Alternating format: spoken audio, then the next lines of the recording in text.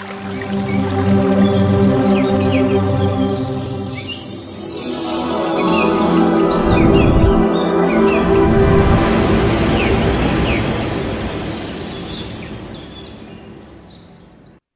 Masters అందరికి. ముందుగా జగద్గురు బ్రహ్మర్షి పితామహ పత్రిజీకి, స్వర్ణమాల పత్రి మేడంకు నా ఆత్మ ప్రణామాలు. అలాగే మహావతార్ ఫౌండేషన్ యూట్యూబ్ లో వీక్షిస్తున్న మాస్టర్స్ కు, అలాగే జూమ్ లో పార్టిసిపేట్ చేసిన మాస్టర్స్ అందరికీ నా ఆత్మ ప్రణామాలు. సో మరి బ్రహ్మర్షి పితామహ పత్రిజీ మనకు ఎంతో అద్భుతంగా ఎన్నో సందర్భాల్లో వీడియోస్ రూపంలో అయితేనేమి, ఆడియోస్ రూపంలో అయితే క్లాసెస్ రూపంలో మనకి ఎంతో జ్ఞానాన్ని అందించారు. మరి అందులో భాగంగా ఈరోజు పత్రిజీ ప్రబోధాలు, అందులో భాగంగా ఒక చక్కటి కాన్సెప్ట్ ను సార్ మనకు అందించినటువంటి కాన్సెప్ట్ ను, అందులో మరి విశేషాలను మనం తెలుసుకుందాం మాస్టర్. మరి ఈ రోజు నేను ఎంచుకున్న టాపిక్ పదము, పదార్థము, పామరుడు, పండితుడు. సో మరి పత్రిజీ మనకు దీని గురించి ఏం చెప్పారు అన్నది తెలుసుకుందాం. సో పదము, పదార్థము, పామరుడు, పండితుడు కాన్సెప్ట్ నేమ్. సో ఇందులోనే మనకు తెలుస్తుంది ప్రతి పదము, మరి పదార్థము అంటే పదము యొక్క అర్థము, అలాగే పామరులు అంటే ఎలా ఉంటారు, పండితులంటే ఎలా ఉంటారు. సో ఇక్కడ ప్రతి పదాన్ని కూడా మనము నార్మల్ గా వాడుతూ ఉంటాం, కానీ ఆ పదం యొక్క అర్థం ఏంటి, దాని అంతరార్థం ఏమిటి అనేది మనము సాధారణంగా ఆలోచించం. ఊరికే కొన్ని పదాలని వాడేస్తూ ఉంటాం. సో చదువు రాని వాడంటే పామరుడని, పాండిత్యం బాగా ఉన్న వాళ్ళంటే పండితులని, సో ఇలా అనుకుంటూ ఉంటాం మామూలుగా. అంటే ఏంటంటే మనకి దాని గురించిన జ్ఞానం ఎక్కువ లేదు గనక కొన్ని విషయాల్లో కొన్ని మాటలు కొన్నిటిని మనం అలాగా వాడుక భాషలో వాడేస్తూ ఉంటాం. కానీ పత్రిజీ మనకి ఏం చెప్తున్నారంటే, మరి ఆ పదము యొక్క అర్థము ఏంటి, ఆ అర్థాన్ని కరెక్ట్ గా తెలుసుకున్నవాడు పండితుడు. మరి తెలియకుండా పదాలని వాడేసే వాళ్ళే పామరులు అని చెప్తున్నారు. అంటే బాగా చదువుకుని నేను పిహెచ్డి చేసినంత మాత్రాన నాకు పాండిత్యం ఉన్నట్టు కాదు. అలాగే మరి లౌకికమైన ఆ చదువులు ఏదైతే ఉన్నాయో మరి అవి చదువుకోని వాడు పామరుడు కాదు. ఇక్కడ మనకి ఈ భాషలో నార్మల్ గా జనరల్ గా మనం యూజ్ చేసేవాళ్ళు, ఆ ఎవరైతే వేలిముద్ర వేస్తారో మరి రాని వాళ్ళు పామరుడు అంటాం. కానీ మనకు తెలిసిన ఎంతో మంది జ్ఞానులు, రమణ మహర్షి గాని మరి బాగా చదువుకున్న వాళ్ళు ఎవరు కాదు వాళ్ళేమి, కానీ వాళ్ళు అపారమైన ఆత్మజ్ఞాన సంపన్నులు. మరి ప్రపంచం అంతా కూడా వాళ్ళని జ్ఞానులుగా కొనియాడింది. ఎందుకు అంటే మరి ఆత్మ శక్తి, ఆ ఆత్మ జ్ఞానాన్ని తెలుసుకున్నారు. ఏదైతే చదవాలో ఆ చదువులు చదివిన వాళ్ళు. సో లౌకికమైన చదువులు కూడా చదువుతాము, అది కూడా ఇంపార్టెంటే. మరి అలాగే ఆత్మ జ్ఞానానికి సంబంధించిన ఏదైతే ఉందో ఆ జ్ఞానాన్ని తెలుసుకోవడమే మరి పరమావధి మనిషిగా జీవితం తీసుకున్న తర్వాత. సో అట్లా మనము కొన్ని పదాలని వాడేస్తూ ఉంటాము ప్రతిసారి కూడా. మరి మనం ఆ పదం యొక్క అర్థము తెలుసుకోవాలి అంటే ఆ ప్రతి పదంలోనూ ఒక అర్థం దాగి ఉంటుంది గనక, మనము తీగ లాగితే డొంక ఎలా కదులుతుందో, ఆ ఉపయోగించే పదాన్ని గనక మనం దాని అర్థాన్ని పట్టుకుంటే, లోతుగా వెళ్తే గనక ఆ విషయంలోకి, మనకి చాలా చాలా జ్ఞానం అనేది తెలుస్తుంది. ఆ తీగ అర్థం అనే తీగని లాగలేదనుకోండి, మనకి ఆ డొంక కదలదన్నమాట. సో అలాగే దాన్నే పదార్థము అంటున్నారు. అంటే పదము యొక్క అర్థము. ఆ పదాన్ని మనం భూతద్దంలో ఏదైనా చూస్తే పెద్దగా ఎలా కనిపిస్తుందో, అలాగే ఒక ఆకుని తీసుకున్నాము, ఆకుని మనకి బయటకు అలా కనిపిస్తూ ఉంటుంది. కానీ ఆకుని గనక మనము ఆ జూమ్ లెన్స్ కెమెరా ఏదైతే ఉందో మైక్రోస్కోప్ లో పెట్టి చూస్తే, ఆకులో ఉన్న మనకి అణువులు, పరమాణువులతో సహా ప్రతిదీ మనకి కనిపిస్తుంది. సో అంటే మనకు ఉన్న ఈ కన్నులతోటి మనకి చూస్తే అది నార్మల్ గా అంతే కనిపిస్తుంది. కానీ ఎప్పుడైతే ఆ జూమ్ లెన్స్ ఏదైతే ఉందో ఆ మైక్రోస్కోపిక్ వ్యూలో చూసినప్పుడు మనకి ఆకు అడ్డుకోత నిర్మాణం, అలాగే చర్మంలోవి మనకు ప్రతి ఒక్కటి కూడా అణువులు, పరమాణువులతో సహా అందులో కనిపిస్తాయి. నాకు కనిపించలేదన్నంత మాత్రాన అది లేకుండా పోదు, బట్ ఉంది. కానీ అది చూసే ఆ యొక్క శక్తి అనేది ఈ కన్నులకి లేదు. ఆ లెన్స్, ఆ పవర్ లెన్స్ మనకి లేదు. సో సో, అట్లా మనకేం చెప్తున్నారంటే, సో, అది చర్మచక్షువులకే కొంత కనిపిస్తుంది. కొన్ని మరి ఆ చర్మచక్షువులకి కనిపించవు. ఆ చర్మచక్షువులకు కనిపించినంత మాత్రాన అది మనకి లేదు అనడానికి లేదు. సో, దానికి ఆ లెన్స్ మనకు చూడగలిగే కెపాసిటీ లేదని మాత్రమే మనం ఒప్పుకోవాలనమాట. సో, మరి అలాగే కొన్ని పదాలను వాడుతాం. ఇప్పుడు ధ్యానం అనే పదం వాడుతున్నాం మనం. సో, మరి ఆ ధ్యానము అంటే ఏంటి ఇక్కడ ఆ పదానికి అర్థము? ధి ప్లస్ యానం. ధి ప్లస్ యానము, ధ్యానము. ఆ పదం యొక్క అర్థం చెప్తున్నారు. ధి అంటే ఏంటంటే ఇక్కడ మరి ఆత్మశక్తి, ఎరుక. ఎరుకతోటి యానము అంటే ప్రయాణం చేయడం. సో, మనము సాధారణంగా ఆహ్, మామూలుగా ఏమవుతూ ఉంటుందంటే ఎరుకతో ఉండము. కొన్ని కొన్ని అలా మనం మెటీరియలిస్టిక్ కొన్ని పనులు చేసేస్తూ ఉంటాం. అలాగే నిద్రపోయామనుకోండి, నిద్రలో ఎన్నో మనకి కలలొస్తూ ఉంటాయి. అందులో మనం ఎరుకతోటి ప్రయాణం చేయలేము. అది నార్మల్‌గా పొద్దున ఏం చూసామో పగలు అవన్నీ కూడా మనకి లోపలంతా రికార్డ్ అయిపోతే అలా జరిగిపోతుంటాయి. అలా కాకుండా మనం ఎప్పుడైతే ధ్యానం చేశామో, ధ్యానంలో సూక్ష్మ శరీరం రిలీజ్ అయిందనుకోండి, మన ధ్యానులందరి అనుభవాలే. ఆ అనుభవం అవి వింటూనే ఉంటాం.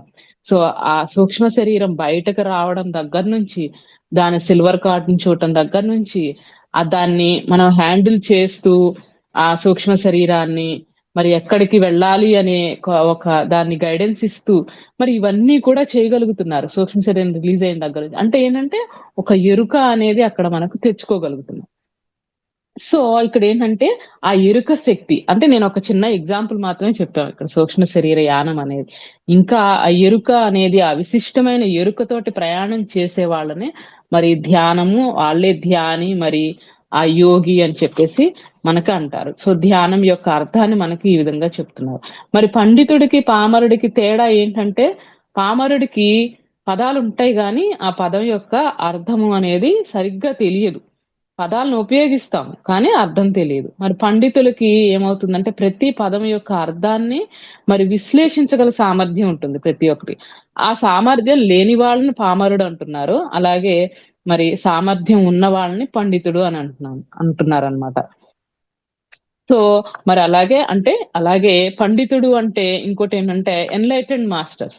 ఎవరైతే మరి ఆ ఎన్‌లైటన్‌మెంట్‌ని పొందారో, ఆ అవేర్‌నెస్‌ని మరి ఒక బుద్ధుడు గాని, రమణ మహర్షి గాని ఎవరైతే మరి ఆ జ్ఞానాన్ని మనకి చర్మచక్షువులతోటి చూడలేని జ్ఞానాన్ని ఎవరైతే మరి పొందారో వాళ్ళని మరి పండితుడు అంటారనమాట.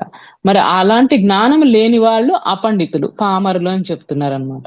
సో, అది మనకి ఆ పదం యొక్క అర్థం గాని, అవన్నీ కూడా చూడగలిగే శక్తి లేదు మన చర్మచక్షువులకి. అంటే ఏంటంటే, ఇక్కడ చక్షువు అనేది మనకి చూడటానికి ఉపయోగించే ఒక ఉపకరణం. సో, మనకి ఇక్కడ 4 విధాల చక్షువులుంటాయని చెప్తున్నారు. 4 విధాల చక్షువుల్లో ఒకటి చర్మచక్షువు, రెండోది మనోచక్షువు, మరి మూడవది దివ్య చక్షువు, నాలుగవది జ్ఞాన చక్షువు. చర్మచక్షులంటే మనందరికీ తెలుసు. ఈ 2 కళ్ళతో మనం ఏదైతే ఈ ప్రపంచం మొత్తం చూస్తూ మరి మెటీరియల్ లైఫ్‌లో మరి మనమంతా కూడా ఆహ్, హ్మ్, ఏదైతే చూడగలుగుతున్నామో అవన్నీ కూడా చర్మచక్షులతో చూస్తాం. మరి మనోచక్షు అంటే మరి 2 కళ్ళని మనం క్లోజ్ చేసుకుంటాం నిద్రపోయేటప్పుడు గాని, ధ్యానంలో గాని. మరి నిద్రపోయిన తర్వాత మనకెన్నో కలలొస్తాయి. మరి ఆ కలల్లో కూడా మనం దాని రంగు చూడగలుగుతున్నాము. ఆ రుచులను ఆస్వాదిస్తాము కల్లోను. మరి ఎక్కడైతే స్మెల్ ఉంది, ఆ స్మెల్‌ని చూడగలుగుతున్నాము. మరి ఇవన్నీ ఎలా చూడగలుగుతున్నామంటే, ఆ మనోచక్షువు ఎప్పుడైతే మనం చర్మచక్షువుని మూసుకున్నామో, ఆ శక్తి అంతా కూడా మనసుకు అందించబడుతుంది.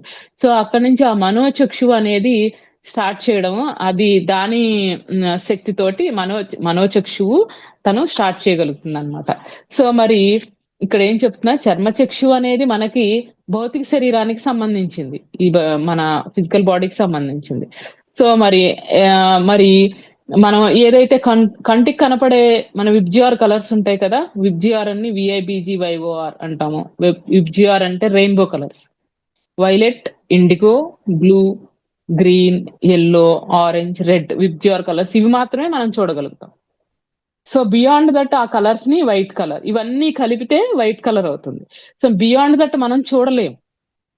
సో, ఇక్కడే మనం దీన్ని infrared rays, ultra red rays అని ఏవైతే అంటున్నామో, మరి, మరి కొన్ని జంతువులుంటాయి. కొన్ని జంతువులకేంటంటే బియాండ్ దట్ కూడా చూడగలుగుతాయి. కుక్కలు గాని, పిల్లులు గాని వీటికి శక్తి ఎక్కువుంటుంది. సో, వాటికి మరి దీనికన్నా కింద ఉన్న కిరణాలని, పైన ఉన్న కిరణాలను కూడా మరి చూడగలుగుతాయి. అంటే ఏంటి మనకున్న చర్మచక్షువులు వేరే, చర్మచక్షువుల్లో కూడా మనిషికి ఉన్న చర్మచక్షులు వేరుగా ఉన్నాయి.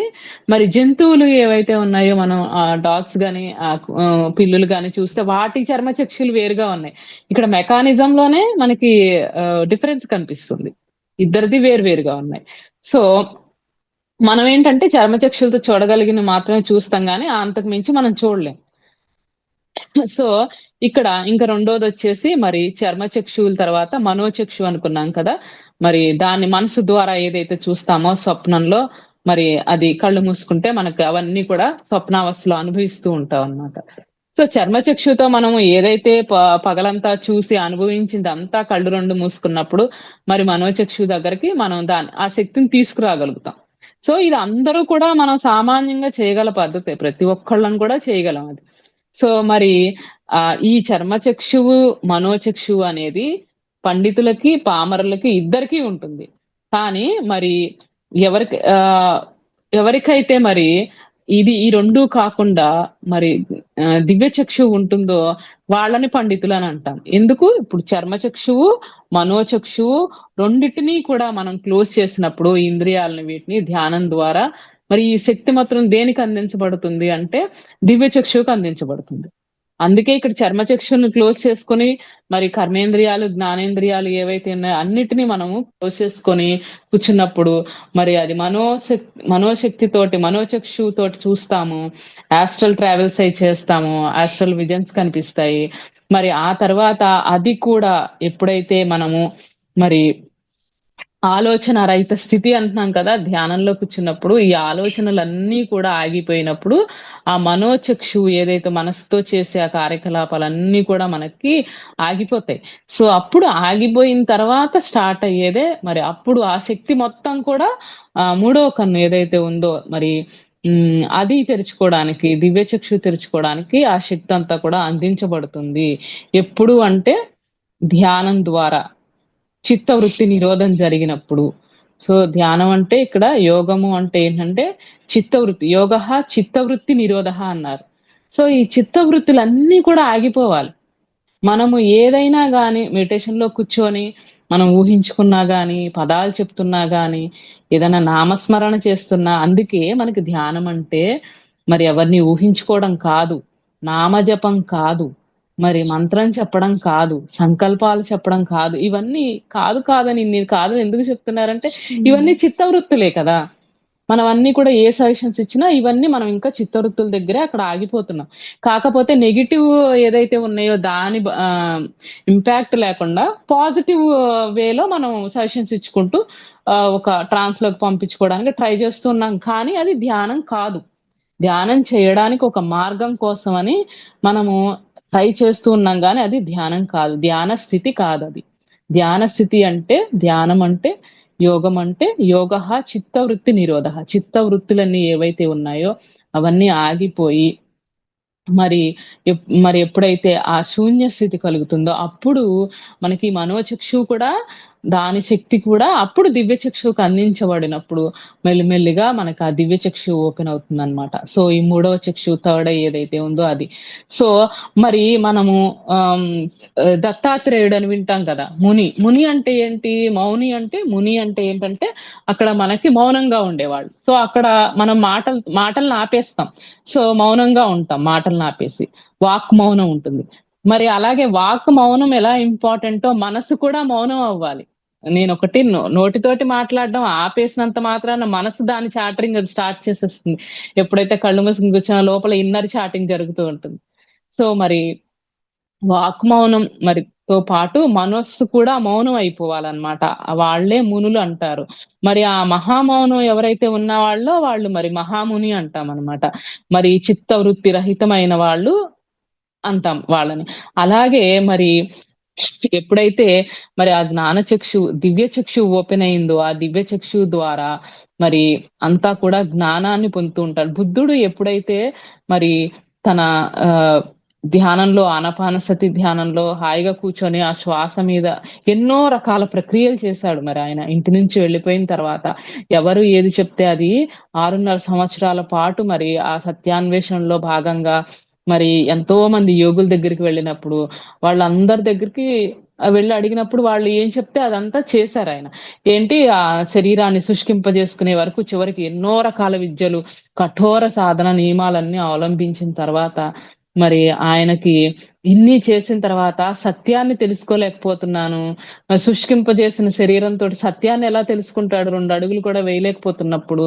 అందుకని మరి సుజాత ఎప్పుడైతే ఆ పాయసాన్ని తాగిస్తుందో, తాగించిన తర్వాత ప్రశాంతంగా చెట్టు కింద కూర్చున్న తర్వాత ఆయనకి సహజంగా జరుగుతున్న ఉచ్ఛ్వాస, నిశ్వాసాలు ఒక చిన్న పిల్లాడిలో జరిగితే ఏ విధంగా అయితే మరి కూర్చున్నాడో, అప్పుడు మరి ఆయనకి మరి మొదటి జాములో ఏం అర్థమవుతుంది ఆయనకి, తను ఎన్ని జన్మలు తీసుకున్నాడు. తనది ఇదొక్కటే కాదు జన్మ. తను ఎన్నో రకాల జన్మలు తీసుకుంటూ వచ్చాడు అన్న విషయం దివ్యచక్షు ద్వారా తెలుసుకుంటాడు మొదటి జాములో. రెండో జాములో మరి ఈ జన్మ కారణం పూర్వ జన్మలో ఏం చేయడం వల్ల ఈ జన్మలొచ్చాయి. అలాగే ప్రతి జన్మ కూడా ఇంకో జన్మకి ఏ విధంగా కారణం అవుతోంది. ఎందుకు తీసుకుంటున్నాము ఆ జన్మ. ఆ కారణం తెలుస్తుందనమాట. కార్యకారణ సంబంధం అంటే ఓహో! నేను ఈ జన్మలో ఈ పలానా చేశాను. లేదంటే ఆ పలానా అనుభవించలేదు గనక ఈ జన్మలో అది అనుభవించడానికొచ్చాను. సో, ఒక జన్మకి, ఇంకొక జన్మకి ఆ యొక్క కార్యకారణ సంబంధాన్ని ఆయన రెండో జాములో తెలుసుకుంటారు. సో, మరి మూడో జాములోకొచ్చేసరికి మరి ఇవన్నీ ఎందుకు కారణమవుతున్నాయి? కార్యకారణ సంబంధం తెలుసుకున్నారు. అంతవరకు మరి దివ్యచక్షు ఓపెన్ అయింది. కానీ దానికి మరి రెమెడీ కావాలిగా. దుఃఖం అని అంతా ఉందని తెలుసుకున్నారు. మరి దానికి కారణం జన్మలు దానికి తృష్ణ, కోరిక అన్న విషయం తెలుసుకున్నారు. మరి దుఃఖానికి మూల కారణం అది తెలుసుకున్న తర్వాత మరి దానికి మార్గం ఏంటి? ఏ విధంగా మరి మనము దానిలో నుంచి మరి బయటికి పడతాము? ఈ కష్టాల్లో నుంచి పడాలి, ఈ దుఃఖంలో నుంచి అన్నప్పుడు ఆయన దానికి పరిహారంగా అష్టాంగ మార్గాన్ని కనుక్కోవడం అనేది జరుగుతుంది. సో, అష్టాంగ మార్గాన్ని మరి మానవాళికి అందించారు. ఏంటి? సరైన మరి ఆలోచనలు, సరైన మాటలు, సరైన దృష్టి, సరైన సంకల్పాలు, మరి సరైన ధ్యానము, సరైన సమాధి స్థితి ఇవన్నీ కూడా అష్టాంగ మార్గం ద్వారా మనకి ఈ దుఃఖం నుంచి నివారణ అనేది ముక్తి అనేది దొరుకుతుంది అన్నది సత్యాన్ని తెలుసుకున్నారు. సో, అది మనకి మొదటి 2 ఉన్నదేంటంటే దివ్యచక్షు. దివ్యచక్షు ద్వారా మరి ఆయన తెలుసుకోవడం జరుగుతుంది. ఈ జ్ఞానచక్షు ఏదైతే ఉందో మరి ఆ జ్ఞానచక్షు ద్వారా మరి ఆ యొక్క ప్రాబ్లమ్స్ అన్నిటికి మూల కారణము ఆహ్, నివారణ మార్గం కూడా మరి ఆయన మానవాళికి అందించడం జరుగుతుంది. సో, దివ్యచక్షువు తర్వాత అక్కడితోనే ఆగిపోకూడదు. జ్ఞానచక్షువు కూడా మరి తెలుసుకున్న చూసిన అది మనము ఆ యొక్క జ్ఞానం మొత్తాన్ని కూడా మరి మన లైఫ్‌లోకి ఏ విధంగా అయితే ఇంప్లిమెంటేషన్‌లోకి తీసుకొస్తామో అప్పుడది ఆ అనుభవం అంతా కూడా జ్ఞానం కిందకి మనకి వస్తుందనమాట. సో, దాన్ని మరి ఆ జ్ఞానంలో జీవిస్తారు. సో, అలాగా వాళ్ళేమవుతుందంటే, ఈ గుణాలు మనం ఏవైతే ఉన్నాయో, మరి తమో గుణము, రజోగుణము, సత్వగుణంలో నుంచి కూడా మరి త్రిగుణాలకి మరి శుద్ధ సాత్వికము, నిర్గుణంలోకెళ్ళిపోవాలనమాట ఇంకా. చాలా జన్మలు తీసుకుంటూ వచ్చారు. మరి అదే కదా ఆయన చూసుకుంది. దివ్య చక్షుతో చూసుకున్నప్పుడు మరి ఎన్నో జన్మలు కొన్ని తమో గుణంలో తీసుకున్న జన్మలుంటాయి. కొన్ని రజోగుణంలో తీసుకుని, తర్వాత ఎందుకంటే తమో గుణంలో తీసుకున్న జన్మల్లో తీసుకున్నాక ఒక ఆలోచన అనేదొస్తుంది. ఏంటి నేను ఈ ప్రాబ్లమ్స్‌ని ఫేస్ చేస్తున్నాను. ఇలా కాదు, ఇలా ఉండకూడదు అని ఇంకా పర్ఫెక్ట్ అవ్వడానికి ట్రై చేసినప్పుడు ఆ రజోగుణంలోకి వెళ్తారు. సో, దాని వలన కొన్ని జన్మలు తీసుకున్న తర్వాత ఏమవుతుందంటే నేను చాలా దుఃఖాన్ని అనుభవిస్తున్నాను దీని వలన ఇలా కాదు. ఏంటంటే నేను పలానా రజోగుణంలో ఇలా పలానా వాళ్ళని ఏదో చేశాను, మాట అన్నాను, కొట్టాను. దానికి తగ్గ ప్రతిఫలాలు మరి కర్మఫలం అనుభవిస్తున్నాను కదా! సో, ఇది కూడా కరెక్ట్ కాదు. ఏం చేయాలి అంటే మంచి పనులు చేయాలి. సో, అప్పుడు దాని నుంచి మరి మంచి పనులు చేయాలి అన్న కోరికతోటి సత్వగుణంలోకి మారిన తర్వాత, మరి ఆ సత్వగుణం, రజోగుణంలో పాపం చేస్తే అవి ఇనుప సంకెళ్ళైతే, మరి సాత్విక గుణంలో అది బంగారు సంకెళ్ళు. సంకెళ్ళు ఏవైనా సంకెళ్ళే గదా! బంగారంతో చేసినా, వెండితో చేసినా, మరి రాగితో చేసినా ఏదైనా సంకెళ్ళే. సో, దీంట్లో వల్ల కూడా దుఃఖం ఉంది. సో, ఇట్లా కాదు ఈ ఈ కష్ట సుఖాల నుంచి, మానవమానాల నుంచి ఈ డ్యూయల్టీస్ ఏవైతే ఉన్నాయో ప్రతి ఒక్కళ్ళ జీవితంలో అయితే అటు కష్టాలు పడ్డాడు. గౌతమ బుద్ధుడు కూడా అంతే కదా! మొత్తం రాజభవనంలో ఎన్నో సుఖాలు అనుభవించాడు. తర్వాత దుఃఖాన్ని చూసాడు. ఇది కాదు అనుకోని దానికి రివర్స్‌లో ఏం చేసుకుంటొచ్చాడు, శరీరాన్ని బాధ పెడితే సత్యం తెలుస్తుందనుకుని బాధ పెట్టడం మొదలెట్టాడు. అంతకు ముందంతానేమో తీవ్రమైన సుఖాలు, ఆ తర్వాత తీవ్రంగా శరీరాన్ని శుష్కింప చేసుకున్న తర్వాత ఆయనకేమర్థమవుతుందంటే అది ఎక్స్‌ట్రీమ్ అయింది. ఇది ఎక్స్‌ట్రీమ్ అయింది. 2 ఎక్స్‌ట్రీమ్స్ కాదు. మధ్య మార్గం కరెక్ట్ అన్న విషయాన్ని ఆయన ప్రపంచానికి మనకి మానవాళికి అందించారు. The golden middle path. యుక్తంగా ఉండటం. యుక్తాహార విహారస్య యుక్త స్వప్నావబోధస్య యుక్త చేష్టస్య కర్మసు. మరి అట్లా వాళ్ళు యోగులు దుఃఖం నుంచి బయటపడతారు మరి. శ్రీకృష్ణ భగవానుడు కూడా అదే చెప్పారు. ఎవరైతే యుక్తంగా చేస్తారో వాళ్ళే యోగులు కరెక్ట్‌గా, పర్ఫెక్ట్‌గా. అటు ఎక్కువ కాదు, తక్కువ కాదు. ఎక్కువ మాట్లాడద్దు. అవసరం ఉన్న చోట మాట్లాడాలి. అనవసరమైన చోట సైలెంట్‌గా. సో, ఇవన్నీ విషయాల అవేర్‌నెస్ ఉన్నప్పుడే తెలుస్తుందనమాట. సో, మరి మరి మనకి ఏం చెప్తున్నారిక్కడ త్రిగుణాలు అతీతమవుతారు. మరి అలాగే అవస్థాత్రయం నుంచి కూడా మరి అతీతంగా అవుతారు. మనకేవైతే ఇందాక చెప్పుకున్నాం. అవస్థాత్రయం అంటే జాగ్రత్తావస్థ, స్వప్నావస్థ, సుషుప్తి. జాగ్రత్తావస్థ అంటే మనం చర్మచక్షులతో చూస్తూ ఉన్నాం. లేచున్నప్పుడు అన్ని పనులు జేస్తాం. మరి స్వప్నావస్థ అంటే మనసుతో చేసేది నిద్రలో చూస్తూ ఉంటాం. నిద్రతో సుషుప్తి అంటే కంప్లీట్ డీప్ స్లీప్‌లోకి వెళ్ళిపోతాం. తురీయము ఏదైతే ఉందో fourth state the fourth one అంటాం కదా! అది తురియ స్టేట్. ఈ beyond the state of this all waking, dream and deep sleep. ఏదైతే ఉన్నో జాగ్రత్త, స్వప్న, సుషుప్తికి అతీతంగా ఏదైతే నాలుగో అవస్థ అది తురియ స్థితి. జ్ఞానులు మనం ఇప్పుడు ఏవైతే అనుకుంటున్నామో ఆ జ్ఞాన చక్షువు, దివ్య చక్షువుని సంపాదించుకుని జ్ఞానంలోకి వెళ్ళిన వాళ్ళంతా కూడా ఆ ప్యూర్ కాన్షియస్‌నెస్ ఏదైతే ఉందో మరి శుద్ధ చైతన్యాన్ని మరి తెలుసుకుని పూర్తి ఆనందం. మరి ఏదైతే సత్యం, శివం, సుందరం అంటాం కదా! ఆ సత్యాన్ని తెలుసుకున్న తర్వాత ఇంకంతా మంగళకరమే. అక్కడ డ్యూయల్టీస్ నుంచి బయట పడిపోతారు. అక్కడేదో అమంగళం ఏది ఉండదు. అంతా కూడా పరమాత్మ తత్వాన్ని చూడగలుగుతారు గనక, ఆ శివం స్థితిలో ఉన్నప్పుడు అంతా సౌందర్యంగానే కనిపిస్తుంది. మరి సోక్రటీస్ మరి భార్య గయ్యాళిదయ్యి ఆవిడ ఈయన అన్ని చెప్తూ ఉంటే ఎప్పుడు చూసినా ఇవన్నీ చెప్పుకుంటూ కూర్చుంటున్నావు మరి ఆలుగడ్డలు తీసుకురా, మరి తినడానికి తీసుకురా అన్నప్పుడు ఆయన అట్లాగే కూర్చునేవాడు. ఆవిడ కోపమొచ్చి కుండలో ఏసి నెత్తి మీదేసి కొట్టేదట. మరి ఆ స్థితిలో కూడా ఆయనలో ఉన్న ఆయనేం చేసేవాళ్ళంటే కోపం వచ్చేది కాదు ఆయనకి. ఆవిడలో ఉన్న ఆత్మ సౌందర్యాన్ని, ఆ పరమాత్మ తత్వాన్నే చూసారు తప్పితే, మరి ఆవిడలో ఉన్న గయ్యాళితనాన్ని చూడలేరు మరి ఆయన. సో, అట్లాగా వాళ్ళు అందరిలోనూ కూడా మరి ఈ స్టేట్స్‌లో నుంచి బయటికెళ్ళిపోతారు. ఎందుకంటే, మనం ఏవైతే త్రిగుణాలనుకున్నామో తమో గుణము, రజో గుణము, సాత్విక గుణము ని నిర్గుణ స్థితిలోకి వెళ్ళిపోతారు గనక వాళ్ళకి అంతా కూడా పరమాత్మ తత్వమే కనిపిస్తూ ఉంటుందనమాట అన్నిట్లో కూడా. అది సౌందర్యం. అదే కదా మనకి మరి ఆది శంకరాచార్యులు కూడా సౌందర్య లహరి రాస్తారు. అంటే మొత్తం అంతా ప్యూర్ కాన్షియస్‌నెస్ ఉన్న ఆ శుద్ధ చైతన్యాన్ని వాళ్ళు దర్శించగలుగుతారు గనుక మొత్తం అంతా కూడా సౌందర్యంగానే కనిపిస్తుంది. శారీరక సౌందర్యం కాదుగా సౌందర్యం అంటే ఆత్మ సౌందర్యాన్ని మరి ప్రతి చోట గూడా చూడగలుగుతారనమాట వాళ్ళు. సో, అది ఏదైతే ఉందో తురీయ స్థితిలో మరి అంతా కూడా మరి జీవన్ముక్తులుగా మారిపోతారు. వాళ్ళు అసలైన పండితులు అంటే మరి ఈ అట్లాంటి పండితులు మరి పదంలో యొక్క అర్థాన్ని ఎందుకు చూడలేరు? మనం ఒక పదాన్ని వాడాము అంటే దాన్ని ఫిజికల్ లెవెల్‌లోనే చూస్తాము. వాళ్ళలా కాదు. మనం ఏ స్థితిలో ఉంటే ఆ స్థితిలోనే దాన్ని అర్థం చేసుకుంటాం. కానీ వాళ్ళ స్థితి ఏంటంటే ఆ ముక్త స్థితిలో ఉన్నప్పుడు ఆ పదాల యొక్క అర్థాన్ని కూడా వాళ్ళు వాడే విధానంలో మనకి కన్‌ఫ్యూజ్ అయిపోతాం. సరే జస్ట్ మెటీరియలిస్టిక్‌గా చూసినప్పుడు చర్మచక్షువులతోటి అంతవరకే మనం వెళ్తాం గానీ, ఇంకా దానికన్నా మరి ఆ డెప్త్‌లోకి మనము వెళ్ళలేము పూర్తిగా. కృష్ణుడు మరి భగవద్గీత చెప్పారు అంటే, ఆ కృష్ణుడు అందించిన ఆ జ్ఞానాన్ని మళ్ళీ ఇంకొక కృష్ణుడి స్థాయిలో ఉన్నవాళ్ళు మాత్రమే దాన్ని డీకోడ్ చేయగలుగుతారు. మరి ఎన్నో ఉన్నాయి మనకు వేదాలు, ఉపనిషత్తులు గాని, భగవద్గీత గాని, మరి బ్రహ్మసూత్రాలు గాని, ఇవన్నీ జస్ట్ నేను భగవద్గీత కంఠతా పట్టినంత మాత్రాన కాదుగా. సో, దానిలో ఉన్న డెప్త్ మీనింగ్ తెలిసినప్పుడే మనకు ఒక్క భగవద్గీత శ్లోకం కరెక్ట్‌గా తెలిసినా మనం కృష్ణుడిని అర్థం చేసుకోగలుగుతాం.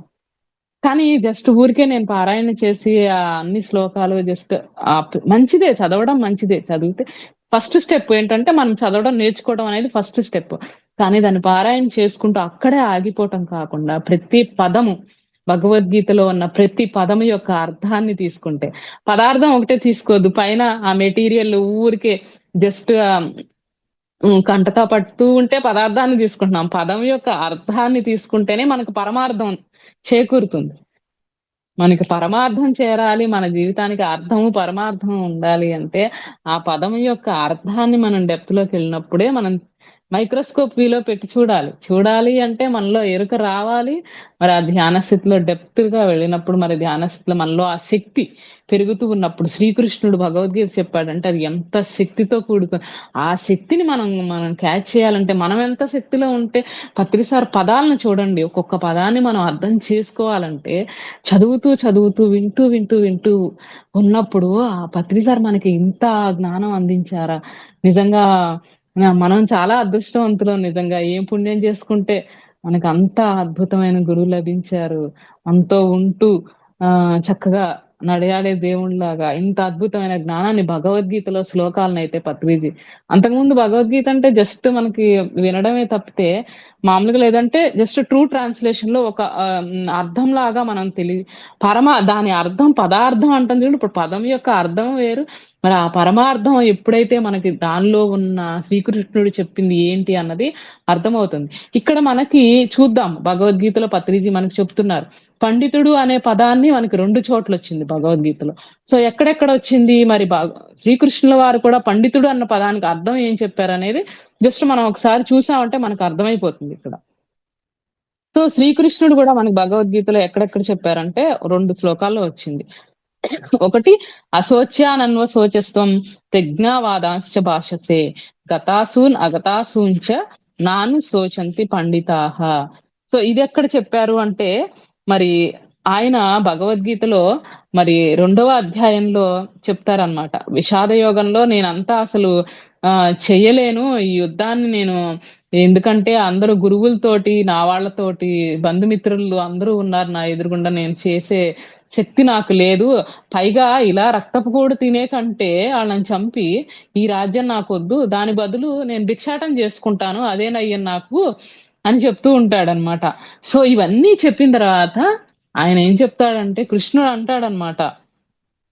నువ్వు దేనికోసం దుఃఖించకూడదో దానికోసం దుఃఖిస్తూ ఇక్కడ ప్రజ్ఞ ఉన్నవాడికి దుఃఖం ఉండదు. యాక్చువల్‌గా ఫస్ట్ మనం పత్రిజీ చెప్పేదంటే నువ్వు ఎన్‌లైటన్ అయ్యావా లేదా? నీకు మోక్ష స్థితిలో ఉన్నావా లేదా? అన్నదానికి ఒకటే టెస్ట్ ఏంటంటే నీకు దుఃఖం ఉందా జీవితంలో?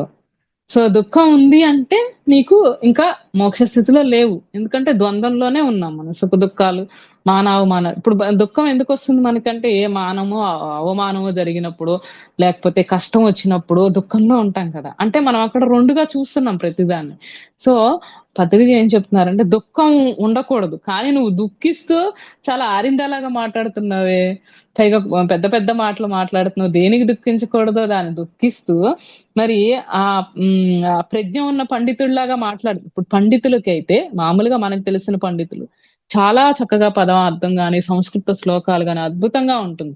పాండిత్యము మణిపూరక చక్రంలో ఉన్న వాళ్ళ పాండిత్యం ఉన్న వాళ్ళకి ఏంటంటే అనుభవ జ్ఞానం అనేది ఉండదు. దాన్ని వర్ణిస్తారు. చక్కగా చాలా అద్భుతంగా చెప్తారు. కానీ దుఃఖం ఉంటుంది వాళ్ళకి. సో ఆ దుఃఖం అనేది దుఃఖంలో నుంచి బయటకి ఇంకా రాలేదు. కానీ ఇక్కడ పండితుడు మనం అనుకునే ఈ దివ్యచక్షు ఓపెన్ అయిన పండితుడి స్థితి ఎలా ఉంటుందంటే, వాళ్ళు దుఃఖాన్ని గాని, మానావమానాలు గాని ఇవి 2 ఉండవు వాళ్ళకి. సో ఒకటే ఇప్పుడు మనకు తెలుసు ఆత్మజ్ఞానాన్ని మనము చదివాము, చూసాము. రమణ మహర్షి గాని, ఒక రమణ మహర్షి ఏ విధంగా జీవించారు? మరి అది పాండిత్యం అంటే. సో మరి కానీ మరి చక్కటి పద్యాలు వల్లిస్తూ, శ్లోకాలు వల్లిస్తూ అది రావడం గ్రేటే అది కూడా. సరస్వతి పుత్రులే వాళ్ళు కూడా కాదనట్లేదు. కాకపోతే వాళ్ళలో దుఃఖం అనేది ఉంటుంది. సో ఈ దుఃఖం లేనివాడే పండితుడు. అసలు కరెక్ట్ అర్థమైతే అదేం చెప్తున్నారనమాట. సో ఇది ఏం చెప్తున్నారంటే పండితుడు ఎప్పుడు శోకించడు. గతాసూన్ అగతాసూంచ నాను శోచంతి పండితాః. చనిపోయిన వాళ్ళ గురించి గాని, బతికి ఉన్న వాళ్ళ గురించి గాని, మరి దేని గురించి కూడా రాబోయే దాని గురించి గాని మరి పండితుడు అనేవాడు దుఃఖించడు అని చెప్తున్నారు. అంటే పండితుడు అన్న దానికి అర్థం అక్కడే చెప్పేసారు. అంటే ఒక ఎన్‌లైటెండ్ మాస్టర్ ఎలా ఉంటాడు? ఎప్పుడు కూడా ఆనందం వచ్చింది అంటే వాళ్ళు ప్యూర్ బ్లిస్‌ఫుల్ స్టేట్‌లో ఏదైతే మరి ఎందుకంటే ఆత్మ, పరమాత్మ స్థితి అది వాళ్ళు వేరు వేరుగా లేదు. ఉన్నదంతా పరమాత్మ స్థితినే చూడగల ఒక సత్యాన్ని దర్శించగల స్థితిలో ఉన్నారు గనక, ఆ స్పిరిచ్యువల్ అవేకెనింగ్ ఏదైతే ఉందో అది ఆ రియలైజేషన్ వచ్చేసింది వాళ్ళకి. సో, ఆ వచ్చిన తర్వాత ఇంకా వాళ్ళకి దుఃఖం అనేది ఉండదనమాట. సో, అది డీప్ ఒక మెడిటేషన్ ద్వారానే మరి లభిస్తుందనమాట. ఎప్పుడైతే ఈ 3 కాలాలకి భూత, భవిష్య, వర్తమాన కాలం ఏదైతే ఉందో, ఆ 3 కాలాలు ఇందాక 3 స్థితులు చెప్పుకున్నాం కదా! త్రిగుణాలకి, ఆ అవస్థలకి 3 అవస్థలకి మరి బియాండ్ దట్ వెళ్ళిన వాడే అత్రి మహర్షి. అత్రి మహాముని అని ఎలా చెప్పుకుంటున్నా ఆ మహా మౌనంలో ఆయన త్రిగుణాలకి, త్రికాలాలకి అలాగే మరి అవస్థాత్రయాలకి కూడా అన్నిటికి కూడా అతీతంగా అయిన వాళ్ళే మనకి దత్తాత్రేయ మహర్షి. అది అత్రి మహర్షి. సో, మరి అట్లాంటి వాళ్ళకి దత్తుడు తనని దత్తం చేసుకున్నాడు లోకంలో. విశ్వ కళ్యాణం కోసం మరి ఆయన పుట్టడం జరిగింది. సో, మరి ఆయన కూడా ఆధ్యాత్మికతలో కూడా ఒకానొక స్థితిలో ఏమవుతుందంటేనట అసూయ అనేదొస్తుంది. సో, ఎట్లా అయితే మరి విశ్వామిత్రుడికి మరి ఆయనకి రాజర్షి అయినా గాని ఆయనకి బ్రహ్మర్షి అనిపించుకోవాలనిపించింది. వశిష్ఠుడిని చూసాక జెలస్‌గా ఫీల్ అయ్యాడు. సో, మరి అక్కడ అసూయ అనేది ఆధ్యాత్మికతలో కూడా అసూయ ఉంటుంది. సో, ఎంతటి గొప్పవాడైనా గాని మళ్ళీ ఆ అసూయ ఏదైతే ఉందో దాన్ని జయించి అనసూయతోటి కాపురం జేయాలి. సో, అత్రి మహర్షి భార్య ఎవరు? అనసూయాదేవి కదా! అనసూయ మాత. సో, అసూయ లేకుండా ఎప్పుడైతే ఆధ్యాత్మికతలో కూడా మరి ఆ చివరి స్టెప్‌లో అసూయ లేకుండా మరి అదే కదా బ్రహ్మ విహారాల్లో బుద్ధుడు చెప్పిందదే. బ్రహ్మజ్ఞానం పొందిన తర్వాత కూడా మరి ఏ విధంగా అయితే మైత్రి, కరుణ, ముదితం, ఉపేక్ష అని జెప్తారు. అంటే మనకి మన పట్ల ఎక్కువ జ్ఞానం ఉన్న వాళ్ళని చూసి మరి మైత్రితోటి ఉండడం. అలాగే మరి అలాగే వాళ్ళని చూసి మనం కూడా ముదితం అంటే మనం కూడా ముచ్చటగా ఫీల్ అవుతూ మనం కూడా నేర్చుకుంటూ ఉండాలి. అలాగే మనకంటే తక్కువ స్థాయిలో ఉన్న వాళ్ళని కరుణతోటి చిన్న పిల్లల్ని ఎలా చూస్తారు? ఓకే. నేర్చుకుంటాడులే వీడు కూడా. ఎప్పటికైనా చిన్న పిల్లాడు పెద్దోడవుతాడు కదా! సో, అట్లాగా కరుణతో, ఉపేక్ష మనల్ని విమర్శించే వాళ్ళని, అర్థం చేసుకోలేని పామరులు ఎవరైతే ఉంటారో పెద్ద పెద్ద విషయాలను అర్థం చేసుకోలేకపోతే ఉపేక్షిస్తారు. అంటే ఇగ్నోర్ జేస్తారు. ఓకే. హ్మ్. అంటే క్షమించేసి దాన్ని ఉపేక్షించడం అన్నమాట.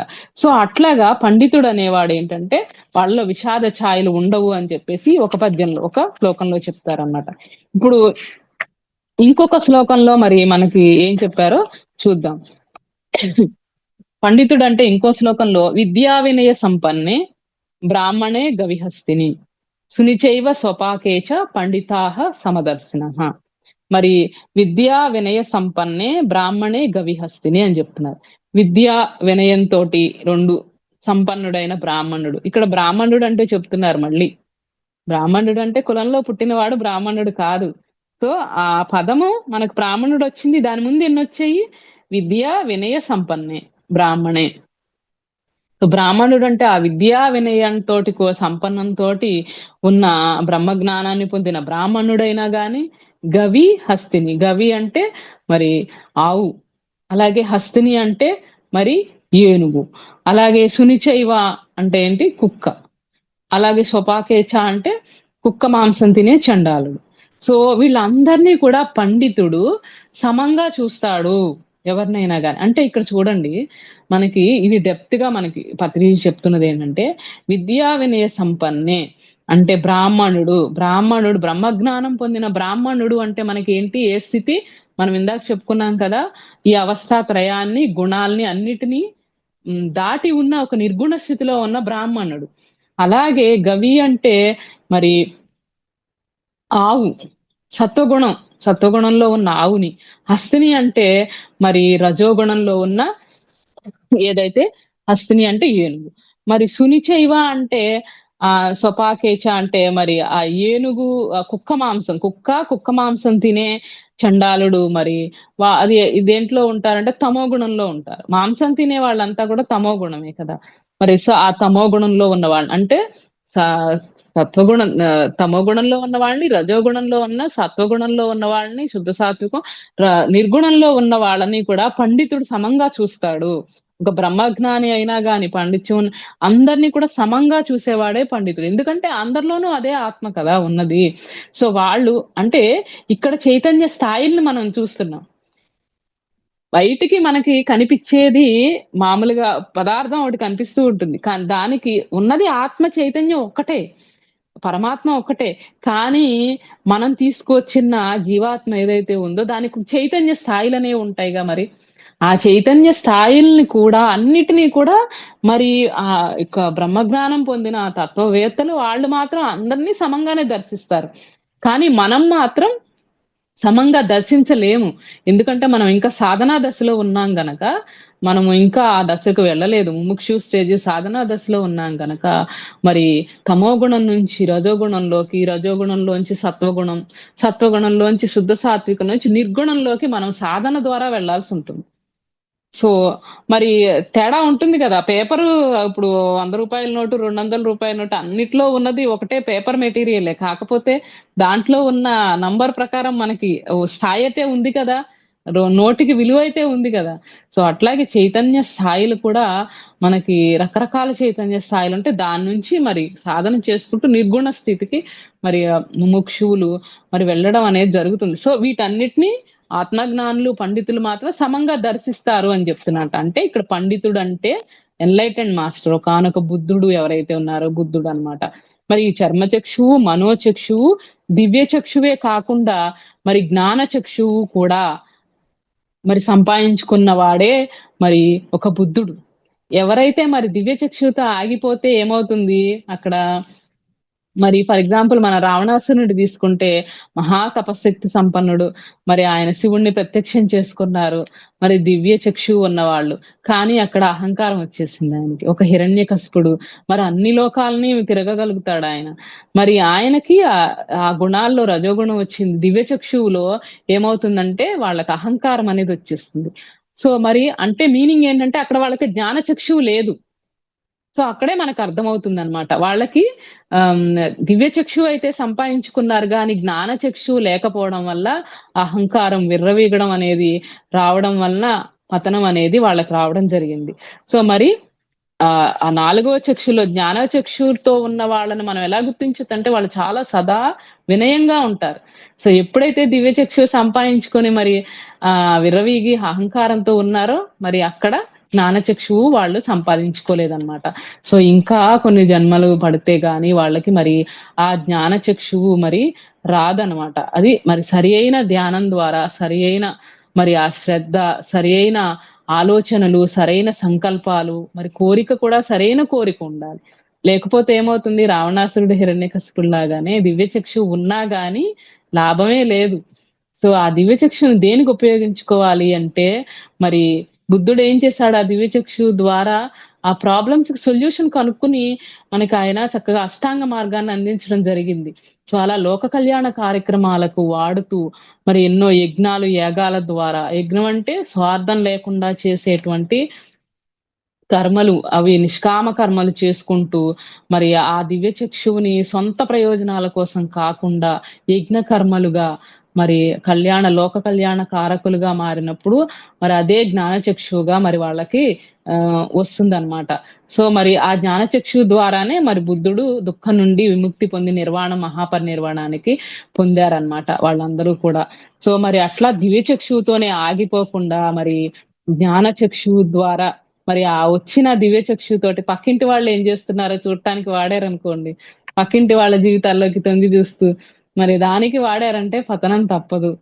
సో, అవతలి వాళ్ళని లోబరుచుకోవడానికి ఇదిగో నీకిది చెబుతాను, అది చెప్తాను డబ్బు వాటికన్నిటికి ఆశించి ఆ దివ్య చక్షువులని వాడితే మరి దానికి తగ్గ పర్యవసానాన్ని మరి దానికి అనుభవించాల్సి వస్తుంది. సో, జ్ఞానచక్షువు దిశగా మరి లోక కళ్యాణ కార్యక్రమాలకి వాడుతూ మరి చక్కగా ఈ 4 చక్షువుల గురించి మనకి పత్రిజీ చక్కగా వివరిస్తూ మరి అట్లాగే భగవద్గీత శ్లోకంలో మరి పండితుడు అనేవారు ఎలా ఉంటారు అన్న దానికి ఆ పదం యొక్క అర్థాన్ని చక్కగా మనకి వివరించారు. ప్రతి ఒక్కటి గూడా మనకి ఆ యొక్క పదం యొక్క అర్థాన్ని చక్కగా తెలుసుకోగలిగిన వారు మరి పండితులు అని చెప్పి. మరి దాని యొక్క అర్థం తెలియకపోతే వాళ్ళు దానికి పామరులు. అంటే ఇక్కడ అజ్ఞానము అంటే ఏంటంటే, జ్ఞానం లేకపోవడం అంటే ఆత్మజ్ఞానం లేకపోవడం టెక్నికల్ వర్డ్ అంతేగాని పామరుడు అంటే అక్కడ చదువు లేనివాడని కాదు. సో ఇక్కడ అజ్ఞానము అన్న, బుద్ధుడు అవిద్య అన్న మీనింగ్ ఏంటంటే ఆత్మ యొక్క జ్ఞానము. ఆత్మజ్ఞానం అంటే ఏంటంటే మనల్ని గురించిన మన జ్ఞానమే. అదేదో వేరే వేరే లోకాల జ్ఞానం అని కాదు. మనం ఎప్పుడైతే మన గురించి మనం తెలుసుకుంటామో నేనంటే ఏంటి అన్న విషయంలో మనం ముందు లోపలికి వెళ్ళే కొద్దీ సమస్తము మనలోనే ఉంది. అన్ని లోకాల జ్ఞానం మనలోనే ఉంది. మనము అది వేరు కాదు. పరమాత్మ స్థితి అంతా కూడా ఒక్కటే, ఉన్నదంతా ఒకటే. ఈశావాస్యం ఇదం సర్వం యత్కించ జగత్యాం జగత్. సో తేన చిత్తేన భుంజిద మాగృత కశ్యసిద్ధనం అని చెప్తారు. అంటే ఉన్నదంతా కూడా ఈశ్వర సర్వభూతానం అన్నది సత్యాన్ని, అల్టిమేట్ సత్యాన్ని తెలుసుకోగలుగుతారు అన్నమాట. సో మరి ప్రతి ఒక్కటి కూడా పదం యొక్క అర్థాన్ని మనము చక్కగా అట్లా తెలుసుకుంటే తీగలాగితే డొంక కదిలినట్టు మరి పదం యొక్క అర్థాన్ని తెలుసుకోకుండా మనం నెగ్లెక్ట్ చేయకుండా చక్కగా చేసుకుంటూ దివ్యచక్షు దగ్గర ఆగిపోకుండా కోరికలతోటి మరి జ్ఞానచక్షు సంపాదించుకుంటూ లోక కళ్యాణ కార్యక్రమైన మరి అలాంటి కార్యక్రమాలు చేసుకుంటూ మరి నిష్కామ కర్మ స్థితిలో ఉంటూ అలా చేసుకుంటే మరి జ్ఞానచక్షు ద్వారా మరి ముక్తిని, మోక్షాన్ని కూడా పొందవచ్చు, నిర్వాణ స్థితిని అని చెప్పి మనకి పత్రి చెప్తున్నారు మాస్టర్. ఇది మరి ఈరోజు పదము, పదార్థము. మరి ఆ పదం యొక్క అర్థం తెలుసుకొని ఆ స్థితిలో ఉంటే మరి మనకు వచ్చేది మరి ఆ పరమ అర్థం తెలుస్తుంది అనమాట. జీవితం యొక్క అర్థం తెలుస్తుంది. అర్థము పరమార్థము రెండూ తెలుస్తాయి. మన జీవితానికి ఒక లక్ష్యం అనేది ఉంటుంది. సో ఇది మాస్టర్స్ పదము, పదార్థము, పామరుడు, పండితుడు. థ్యాంక్ యూ నాకు ఈ అవకాశాన్ని ఇచ్చినందుకు. మీ అందరితో మరి పత్రిజీ యొక్క జ్ఞానాన్ని షేర్ చేసుకున్నందుకు చాలా సంతోషంగా ఉంది. Thank you madam. Very much. ఎంత అద్భుతంగా ఉందో క్లాసు. పదము, పదార్థము, పండితుడు, పామరుడు అంటే ఏమంటాము, అజ్ఞానంలో ఉన్న వాళ్ళని జ్ఞానుల చేశారు అనే దానికి ఒక కాన్సెప్ట్ ఏదైనా ఉంటే ఇదేనేమో. అంత అద్భుతంగా ఉంది ఈ కాన్సెప్ట్. మనకు సాధ్యమైనంత వరకు తెలిసి ఉన్నట్టే ఉంటుంది కానీ తెలియదు, తెలిసినట్టే ఉంటుంది కానీ తెలియదు అనమాట. అదే ఏమంటాము, ఎన్నో చదువులు చదివినారు మాస్టర్స్ కూడా, మన దాంట్లో వచ్చే వాళ్ళు కూడా చాలా అద్భుతమైన పిహెచ్డీలు కూడా చేసి ఉన్నారు.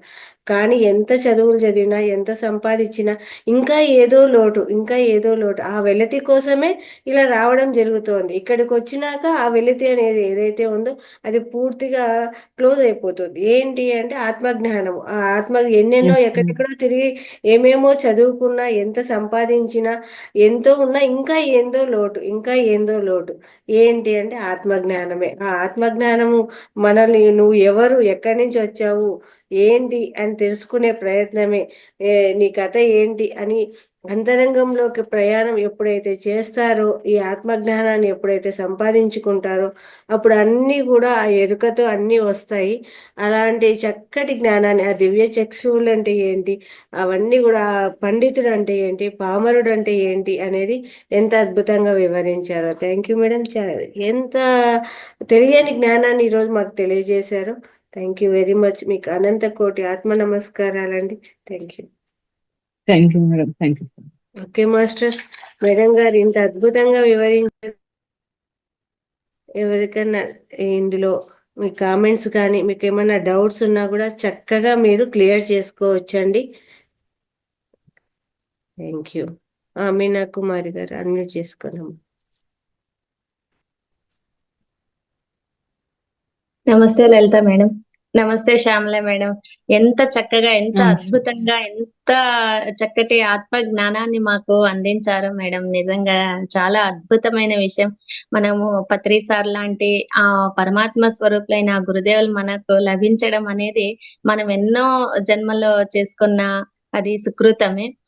చాలా చక్కగా వివరించారు. 4 చక్షువుల గురించి, 4 అవస్థల గురించి, ఎంత బాగా పండితుడు, పామరుడు, తర్వాత భగవద్గీత శ్లోకాల గురించి ఎంతో అద్భుతమైన జ్ఞానాన్ని మాకు అందించారు మేడం. ఇంత తక్కువ టైంలోనే ఉన్న జ్ఞానాన్నంతా మాకు బోధించేశారు. ఆత్మ జ్ఞానం నుంచి బ్రహ్మ జ్ఞానం వైపు వెళ్ళారు మీరు. చాలా బాగుంది మేడం. ఇంత అద్భుతమైన జ్ఞానాన్ని మాకు అందించినందుకు మీకు ఆత్మ ప్రణామాలు తెలియజేస్తున్నాను madam. Thank you so much madam. Thank you. Thank you madam. Thank you.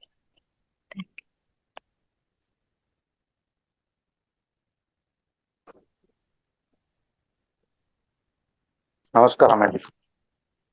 నమస్తే సార్. అద్భుతమైన ఈరోజు తీసుకున్న మీ సబ్జెక్ట్ అద్భుతమైన సబ్జెక్ట్ మేడం.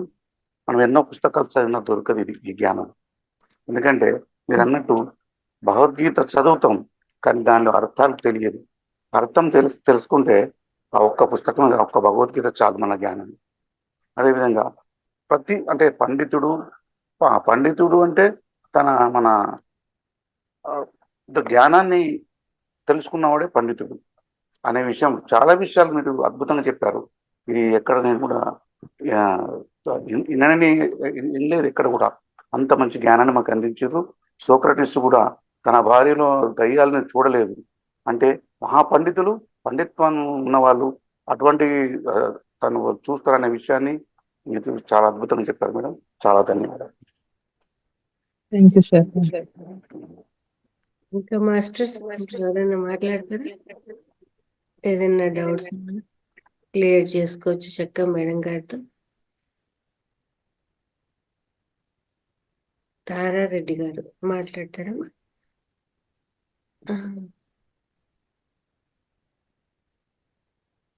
అన్మ్యూట్ చేసుకోండి.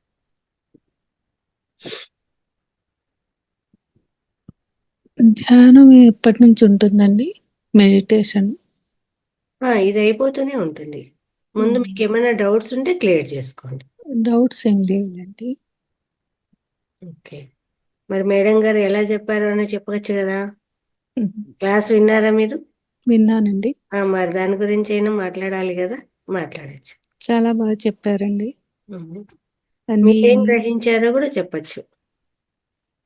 అంటే ఇంతకుముందు నేను మెడిటేషన్ చేశానండి. ఇవన్నీ కూడా అంటే నేను స్పీచ్ ఇవ్వలేను, కానీ మెడిటేషన్లో బాగా పై లెవెల్కి పోయానండి. కానీ కనెక్షన్ కట్ అయింది మధ్యలో. కొంచెం సిచ్యుయేషన్స్ బ్యాడ్ ఇవి వచ్చాయి. అందువల్ల మెడిటేషన్ కనెక్షన్ పోయింది. అది ఎలా అనే దాని గురించే అంతే మేడం. మెడిటేషన్ అయితే ఆపద్దు మేడం. అది రోజు ఒక సాధన అనేది మనం కంటిన్యూ చేస్తూ ఉండాలి. సో సాధన ఆపకూడదు. కష్టం వచ్చిందని అది ఇంకా ఎక్కువ చేయాలి. మనకి కష్టం వచ్చినప్పుడు ఇంతకుముందు మెడిటేషన్ లో నాకు సోల్ కూడా వెళ్ళేదండి. సోల్ వెళ్ళేది. ప్లస్ తర్వాత ఎవరికైనా, నాకే తెలియదు అది నేను అలా చేస్తున్నానని. నన్ను అడిగేవాళ్ళు, నాకు బాగలే, మా ఫాదర్ బాగాలేదు, వస్తారా అని చెప్తే, నేను నాకు మామూలుగా వెళ్ళి మెడిటేషన్ చేద్దాం అందరం కలిసి అని చెప్తే నేను వెళ్ళి చేసేదాన్ని. పవర్ అనేది ఎక్కడ వాళ్ళకు బాగలేదో అది ఆ పవర్ నాలోంచి అక్కడ వెళ్ళేది. వాళ్ళు తర్వాత క్యూర్ అయిందని చెప్పేవాళ్ళు. ఆ స్టేజ్కి వెళ్ళానండి.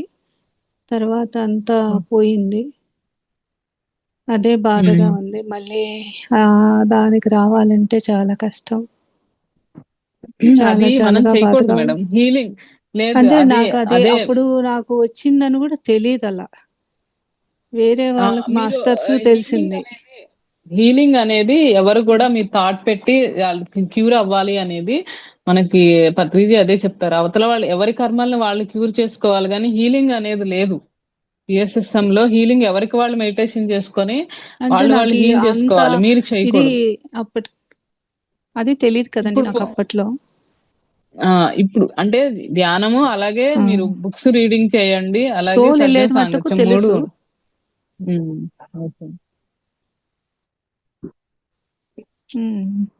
మీకు ఆ సజ్జన సాంగత్యము ప్లస్ స్వాధ్యాయము 3 ఉండాలి. సో ఈ హీలింగ్స్ ఇవన్నీ కూడా మనం ఎవరికి చేయక్కర్లేదు. ఎవరికి వాళ్ళకి ధ్యానం చెప్పడం, వాళ్ళని వాళ్ళే క్లియర్ చేసుకోవాలి. సో ఇది తీసుకోవడం అనేది మొదలు పెడితే హీలింగ్ అనేది అది కరెక్ట్ కాదు. ఎవరి సమస్యలు వాళ్ళు పరిష్కరించుకోవాలని చెప్తారు. అప్పట్లో నాకు తెలియలేదండి, ఎవరు చెప్పలేదు. నాకు అలా క్యూర్ అవుతుంది చేస్తే అని కాదు, ఇద్దరు అది మీరు ఇస్తూ పోతే వాళ్ళు ఎప్పుడు నేర్చుకుంటారు? మళ్ళీ ఇంకోసారి ఏదో ప్రాబ్లం వస్తుంది, మళ్ళీ హీల్ చేస్తారు. అనేవాళ్ళు. సమస్యని ఎవరికాళ్ళు పరిష్కారం. ప్రతిసారి వస్తూ ఉంటారా మీ దగ్గరికి ప్రాబ్లం వచ్చినప్పుడల్లా?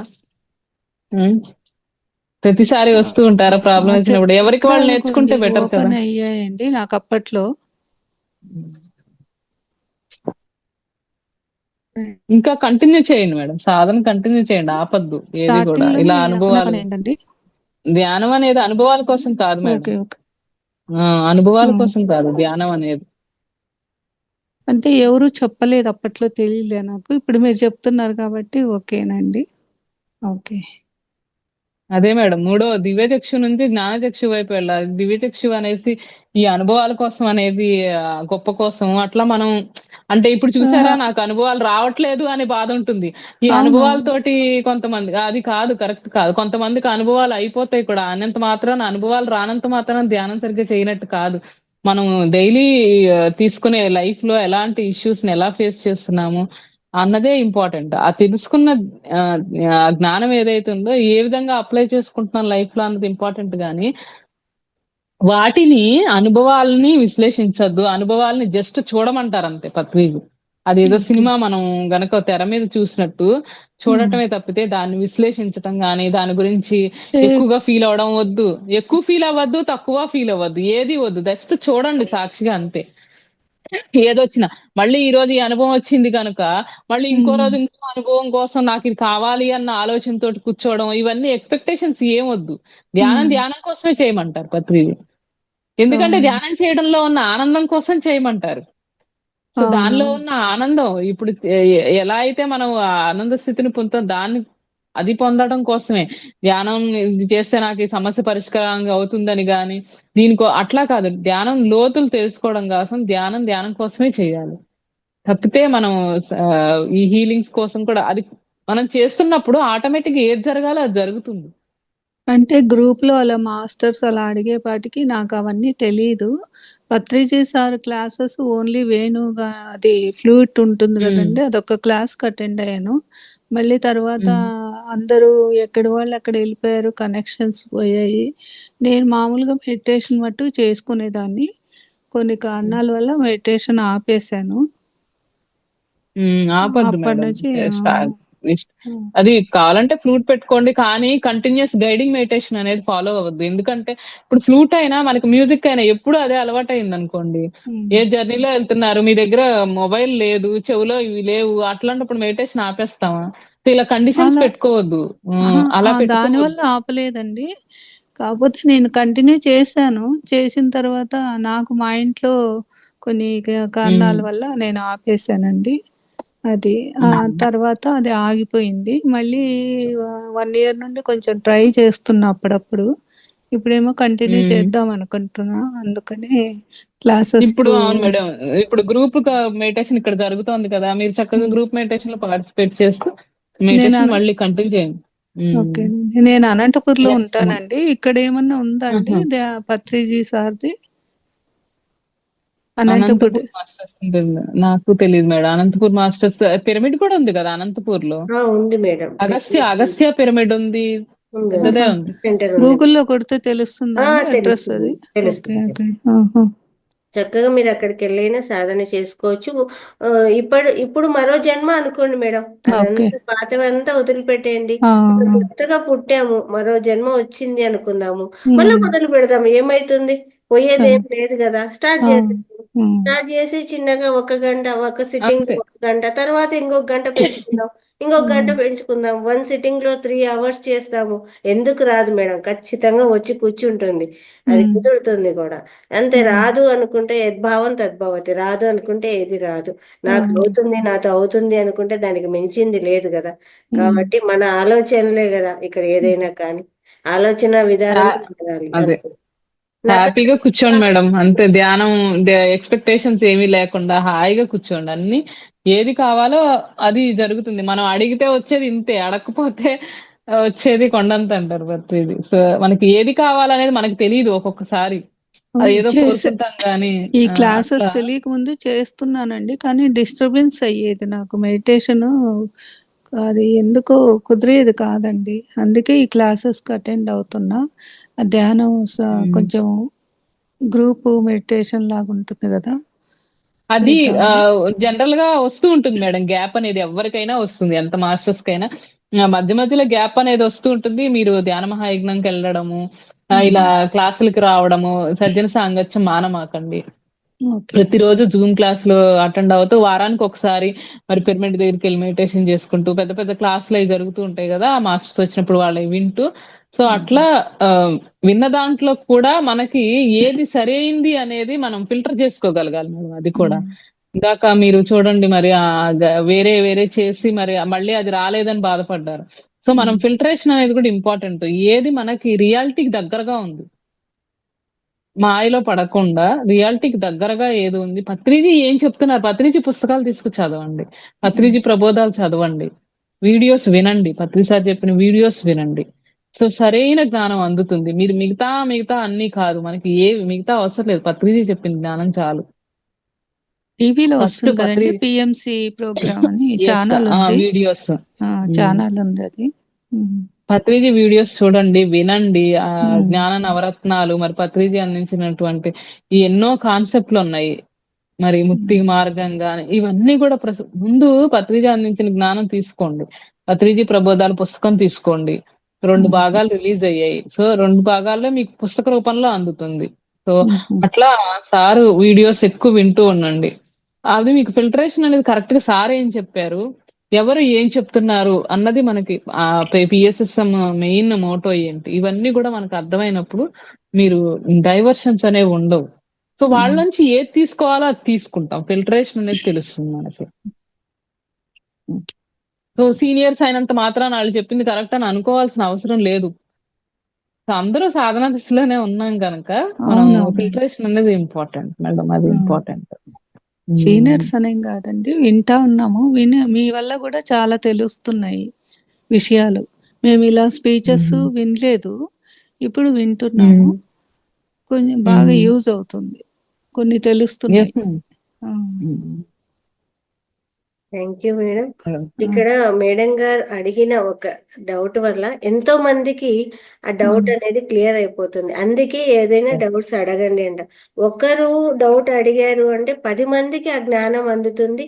వాళ్ళ లోపల ఉన్న డౌట్ కూడా క్లియర్ అయిపోతుంది. అందరూ ముందుకు వచ్చి అడగలేరు. అందుకే క్వశ్చన్ వెయ్యండి, మీకు ఏమైనా డౌట్స్ ఉన్నాయా అడగండి అంట. అంటే ఇంతవరకు వెళ్ళాను కదా, మళ్ళీ వెనక్కి వచ్చానని అడగలేకపోతున్నా అలా. లేదు మీరని కాదు, ప్రతి ఒక్కరికి అదే చెప్తున్నాను. మీరు అడిగిన క్వశ్చన్ వల్ల ఎంతో మందికి డౌట్ క్లియర్ అయిపోయింటుందో, ఎంతో మందికి ఉంటుంది కానీ బయటపడలేరు అనమాట. చాలా మంచిగా మేడం అందరూ సాధనలో అందరూ ఒక చోట ఆగిపోయిన వాళ్ళే మేడం. ఏదో ఒక చోట్ల స్ట్రక్ అవుతారు. ఏదో ఒక టైంలో ఏదో ఒక స్టేజ్ లో ప్రతి ఒక్కళ్ళు ఒక విషయం దగ్గర స్ట్రక్ అవుతూనే ఉంటారు మేడం. అది మనం గమనించుకున్నారు చూడండి మీరు. ఆ గమనిక అనేది ప్రతి ఒక్కళ్ళకి అవసరం. నేను ఎక్కడ స్ట్రక్ అయ్యాను, సో మళ్ళీ కంటిన్యూ చేయాలి. అది కృష్ణుడు కూడా అంటాడు, ఏం కాదు యోగ భ్రష్టత్వం అంటే ఏంటంటే మళ్ళీ అక్కడి నుంచి స్టార్ట్ అవుతుంది. మనం ఎంతవరకు సాధన చేసామో మళ్ళీ పైకే వెళ్తాం కానీ కిందకి రావడం అనేది లేనే లేదు. మనకి మెటీరియల్ లైఫ్ లోనే, ప్రాపంచికం లైఫ్ లోనే కిందకి రావడం అనేది ఉంటుంది. కానీ యోగ మార్గంలో మనకి కిందకి రావడం అనేది అక్కడ నుంచి మళ్ళీ స్టార్ట్ అవుతుంది. మన అవగాహన పెంచుకుంటూ మరి ముందుకే వెళ్తాం తప్పితే మళ్ళీ వెనక్కి రావడం అనేది ఏమి ఉండదు యోగంలో. సో, అవగాహన లోపం వల్లనే జరుగుతూ ఉంటాయి అంతే. అసలు మహావతార్ బాబాజీ ఎలా ఉంటారు అని కూడా నాకు స్టార్టింగ్ లో తెలియదండి. తర్వాత మెడిటేషన్ లో వస్తే ఆయన మహావతార్ బాబాజీ అని చెప్పారు. తర్వాత యోగానంద పరమహంస బుక్ అది చదవమన్నారు. అది చదివాను. దాంట్లో చాలా బాగా ఉంది. పరమహంస యోగానంద వాళ్ళ బుక్ ఒక యోగి ఆత్మకథ. అది తర్వాత చదివాను. సో, ఇప్పుడు మీరేంటంటే ఆ హీలింగ్ చేయడం వలన అది మీకు అక్కడ మెసేజే కదా, మీరు చేయాల్సిన అవసరం లేదు. వాళ్ళకి చేసుకోవడం నేర్పాలి. ఎందుకంటే ప్రతిసారి ప్రాబ్లం వచ్చినప్పుడల్లా మీరు వాళ్ళని ముందు కూర్చోబెట్టుకొని మీరు ఇస్తూ పోతే ఎప్పుడు నేర్చుకుంటారు వాళ్ళు? అది నాకు నేను ఇస్తున్నాను ఉంటారు. అట్లా అని తెలీదు. 2-3 ఉంటారు కదా, నా వల్లేనే నాకు కాకపోతే నాకు అనిపించేది అలా. అది నేను నాకు అసలు ఏమి అనిపించదు. అప్పుడు ఏమి అనిపించలా. ఇలా చేస్తున్నాను కదా అని కూడా తెలీదు. నో ప్రాబ్లం మేడం, ఏం కాదు. ఇప్పుడు మళ్ళా మనం మొదలు పెడదాము, చేద్దాము, కంటిన్యూ అవుదాము. ఇంకా మంచి జ్ఞానం దిశగా వెళ్ళండి మేడం. జ్ఞానం దిశగా వెళ్ళండి. ఇంకా ఈ హీలింగ్ దిశగా కాదు. మీరు ఏం నేర్చుకోబోతున్నారు, ఏం నేర్చుకుంటారు, సో ఇట్లా జ్ఞానం దిశగా వెళ్ళండి. మీరు ఏం చేయగలుగుతారు, క్లాసులు చెప్పడం, మీరు నేర్చుకున్నది చెప్పడం, మరి ఈ జ్ఞానాన్ని అంత ఇప్పుడు భగవద్గీత ఉంది, దానిలో ఉన్నది చూడండి, పత్రిజీ ఏం చెప్పారో, భజగోవిందంలో ఏం చెప్పారో చూడండి. సో మీరు ఒక పుస్తకాలు చదువుతున్న కొద్దీ మరి స్వాధ్యాయం సజ్జన సాంగత్యం చెయ్యాలి. అంటే మీరు ఎక్కడ లోపం త్రిరత్నాలు ఇచ్చారు. ధ్యానము ఒకటే పాటిగా ధ్యానం కాదు, స్వాధ్యాయం సజ్జన 3 ఒక రోజులో 3 కూడా బ్యాలెన్స్డ్ గా అవ్వాలి. ఒకటి ఎక్కువ ఒకటి మరీ ధ్యానం చేసేస్తూ 24 గంటలు ఇంట్లో వాళ్ళు చూసే వాళ్ళకి ఇదేంట్రా బాబు రాత్రులు కూడా కూర్చొని చేస్తున్నారు వీళ్ళు అనిపించేలా కాకుండా బ్యాలెన్స్డ్ గా అది చేసుకుంటూ మరి ఇంతకుముందు 3 వెర్రిలాగా టైమ్స్ అది చేసేదాన్నండి. అట్లా చేయండి. మార్నింగ్ ఒకసారి ఎర్లీ మార్నింగ్ 11కు, మళ్ళీ ఈవినింగ్ 6 o'clock చేసేదాన్ని.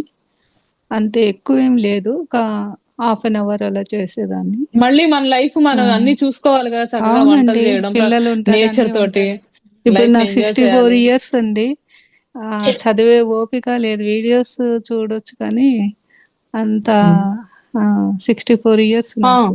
చూడండి, అయ్యో 64 ఏంటి మేడం, 90 ఇయర్స్ కూడా 80 ఇయర్స్ కూడా చదవచ్చు పుస్తకాలు. మీరు అవునండి, అసలు నాకు ఏజ్ హెల్త్ బాగా పెట్టుకుంటారేంటి మేడం? దెబ్బతినిందండి, అందుకనే నో ప్రాబ్లం. అవుతుందండి. వీడియోస్ ద్వారా కూడా జ్ఞానాన్ని పొందండి. మీకు ఎంత చదువునైతే అంత చదవండి. ఓకేనా మేడం? వీడియోస్ ఎక్కడ దొరుకుతాయండి? యూట్యూబ్ లో. Okay okay okay madam, thank you madam. చాలా చక్కగా మాకు సమాధానాలు అందించారు. అలాగే ఇంత మంచి జ్ఞానాన్ని అందించారు. Thank you madam. వెల్కమ్.